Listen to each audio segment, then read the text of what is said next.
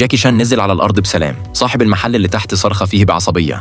جاكي رد عليه بإشارة بإيده لفوق، بس بشكل غير متوقع صاحب المحل خد باله هو كمان. بسرعة قفل الشمسية، وفي اللحظة اللي بعدها الراجل وقع على قفاه مباشرة على الأرض. الحمد لله ما اتصابش. بعد شوية الاتنين اتحركوا يروحوا الشغل.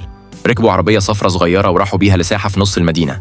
جاكي ضغط على زر والعربية الصفرة الصغيرة اتحركت فوراً وتحولت لمطعم صغير متنقل. زي ما اتضح كانوا بيبيعوا أكل هناك. جاكي كان بيتزحلق على سكيت بورد في الساحة يسأل الزباين عن طلباتهم ويدي الأوردرات للطباخ. وهم شغالين فجأة ظهرت مجموعة بلطجية على موتوسيكلات، ركنوا المكن بتاعهم عمداً بطريقة تخلي العادم يضرب مباشرة في الكشك. واحدة واحدة الزباين بدأوا يمشوا بسبب الريحة المقرفة. شريك جاكي راح لهم فوراً وطلب منهم يشوفوا مكان تاني، بس البلطجية تجاهلوه تماماً وفضلوا يزودوا البنزين باستفزاز. لما جاكي شاف اللي بيحصل راح هو كمان، وفي اللحظة اللي بعدها الاتنين هجموا سوا وأسقطوا البلطجية واحد ورا التاني على الأرض قدام جاكي شان. ما كانش عندهم أي فرصة.